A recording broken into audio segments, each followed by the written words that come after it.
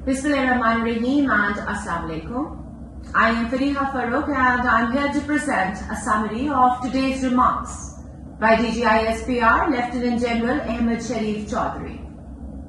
He said, and I quote, Allah's command regarding the Khawarij is that wherever they are found, they must be eliminated. Terrorism has clear sponsors, and one of the principal sources behind it is the Afghan Taliban. No individual's politics or personal stature is greater than Pakistan. Those who claimed to be powerless were in reality fully empowered prime ministers. The narrative that governments are helpless and unable to make decisions is absurd. Pakistan's economy is not dependent on Afghanistan, and the benefits of the border closures are already becoming visible. Pakistan cannot be expected to lift its army from the border at anyone else's demand. The current government is empowered, and past governments were also empowered. One leader ran his political party in a dictatorial manner, but it must be understood that the government represents the state and is responsible for running the country. The military views matters in clear black and white terms, while politicians operate in multiple shades. Yet institutions are working in full harmony with the government. Every solution exists within the Constitution. The Constitution clearly states that nothing is above the sovereignty and integrity of the state. No one's politics or personality supersedes Pakistan. All political parties, provinces and sects are equal.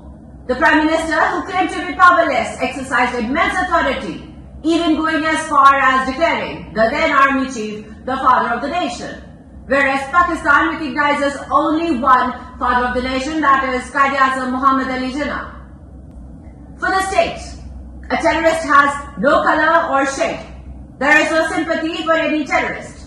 Terrorism has identifiable patrons, including the Afghan Taliban. Pakistan stands on the side of truth, and truth always prevails. The war against terrorism fought by Pakistan is unmatched anywhere in the world, and the nation takes pride in this struggle. Truth has always prevailed, and God willing will continue to prevail, inshallah. Statements suggesting that Afghanistan should help Pakistan or provide security guarantees reflect an appeasement mindset. Such remarks, particularly from the Khyber Pakhtunkhwa leadership, are being exposed for what they are. If military operations are to be rejected, then what is the alternative? Submitting to the Khawarij? Installing Nur Wali Mahsood as a provincial leader? Pledging allegiance to him? Or allowing foreign militant leaders to decide what happens in Pakistan's cities? While the entire nation and security forces are making sacrifices against terrorism, any claim that operations will not be allowed in a province raises the question of whether there is an attempt to recreate the same terror environment once seen in Swat, where thousands were martyred. Pakistan has long maintained that Afghanistan has become a hub of terrorism, a reality now acknowledged globally. Iran, Azerbaijan, Tajikistan have also reported terrorist attacks originating from the Afghan soil. According to United Nations report, around 20 international terrorist organizations are active in Afghanistan.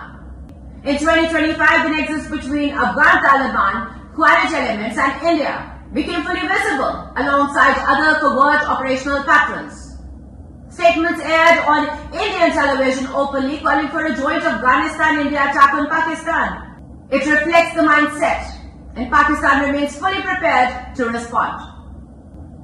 There is complete unity between the political forces and the security institutions in the national narrative against terrorism, and no one can shift the state from this position. False narratives are created claiming that the Pakistan army uses drones, while in reality India acts as the chief patron, providing terrorists with the latest equipment. Khawarij elements have begun using armed quadcopters, exploiting mosques, public spaces and homes with specialized wings dedicated to such operations. Surveillance drones are also used by these groups. This is not merely the army's war. It is the war of the entire nation, of every child, If the cancer of terrorism is not eradicated, future attacks will target schools, offices, and neighborhoods. Pakistan's actions in Afghanistan targeted the TTP, and there is concrete evidence identifying terrorists, their facilitators, and their safe havens. Major incidents show that terrorists deliberately attacked civilians and soft targets, with these attacks carried out by Afghan-based elements. India, under its so-called Operation Sindoor, targeted women and children, an act for which it has no justification or authority. No one has granted India the right to target Pakistani citizens or the infrastructure, and stain of this operation remains on India's record. When Pakistan takes action against the terrorists, calls are made to negotiate. Yet, since 2023, the state has taken a firm stand. The scale of operations, 5,397 this year alone, reflects the seriousness of the threat. Some battles are not only necessary but justified, and terrorists are being engaged wherever they are found. The United States, it left behind $7.2 billion worth of advanced weaponry in Afghanistan. The Afghan Taliban facilitate and train the TTP along organized lines and sponsor terrorism to sustain our economy. Terrorism in Pakistan is backed by India, while militant influence expands from Afghanistan into Pakistan. All political parties agree on the National Action Plan, and its implementation is essential to eliminate terrorism. Regarding the Khawarij, the command is unequivocal. Wherever they are found, they must be dealt with. A comprehensive review of last year's terrorist incidents will be presented, highlighting key counter-terrorism measures. Terrorists have no connection with Pakistan, Islam, or Balochistan.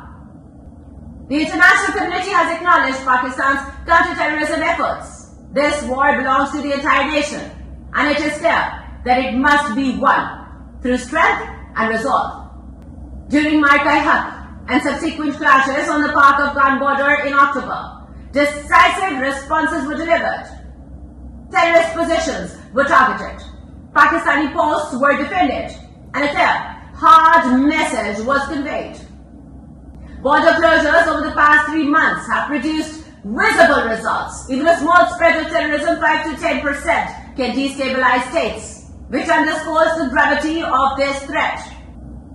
Afghanistan remains the central hub of Khawarij and India-backed militant networks, where terrorist organizations are nurtured.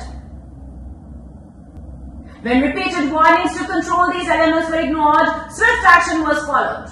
In 2025 alone, 2,597 terrorists were eliminated. The concentration of terrorist incidents in Khyber Pakhtunkhwa, nearly 80%, is attributed to a politically conducive environment exploited by the militants. The last year saw 27 suicide attacks, with KP bearing the brunt. This year, 5,397 counter-terrorism operations were conducted. The state remains fully committed to eradicating terrorism. It has taken decisive measures and maintains a clear and unwavering stance. Successful operations were carried out last year, including 75,175 intelligence-based operations, with 5,400 terrorist incidents recorded, and 1,235 law enforcement personnel and civilians martyred. The reality remains clear. Khawarij have no link to Islam, and terrorism will be defeated, inshallah. Keep watching 360 Digital English.